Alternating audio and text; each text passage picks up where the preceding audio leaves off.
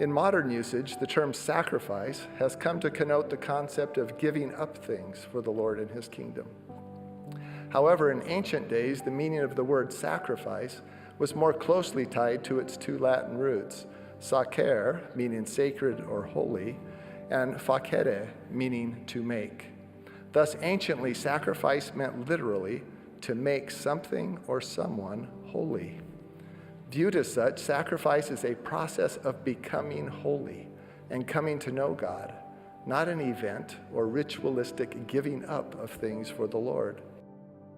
One thing I think about of God's love with sacrifice is I'm a mother, and I am trying to teach my boys to be good humans, to be solid members of this society, members of the church. And that's not always easy for them. They don't want to go mow the lawn. They don't want to help me do the dishes. They don't want to go to church every Sunday. But I love them so much, and I need them to learn all these little things. And so they're sacrificing playing video games sometimes, and they're sacrificing being with their friends or watching TV, but it's for the greater good, and eventually, hopefully, they'll see how it can pay out. And I just think of how that's how our Heavenly Father's looking at us, that He loves us so much, but He needs us to put in the work so that we can be the people that we need to be better every day. I'm a very obedient person. I'm a very good rule follower. You give me a rule, I got you. Like, we're doing it. And so sometimes I think I see these like, you need to go to church every Sunday. So I'm like, okay, let's go to church every Sunday. But then vacations come and you're like, wait, do I have to go to church on vacation? And you do. I mean, we've decided that that's something that we want to do. So that's a sacrifice that we've made. And we've felt the blessings from it. I don't know if we've felt specific blessings from certain sacrifices, but I feel like our family has been blessed from making sacrifices for the gospel, following what the prophets have taught us. When I'm in motherhood, so I don't think that I'm sacrificing, right? Because I'm just doing it.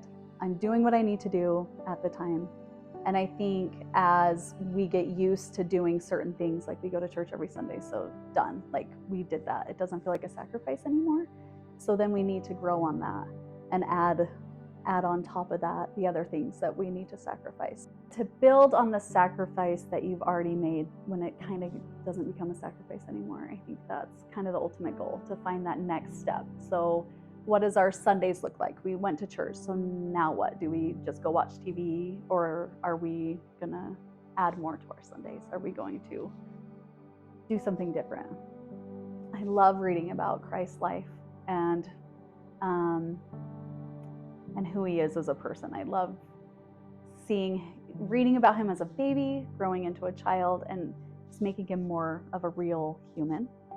I think that helps a lot in our journey, knowing that he has lived some of these things that we have lived in different times.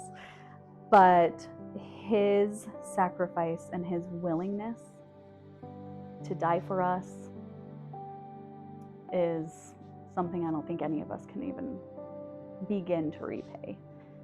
I'm so grateful for him and for the opportunity that we have to be on this earth and to grow and to become better people and better humans so that we can be with him someday again.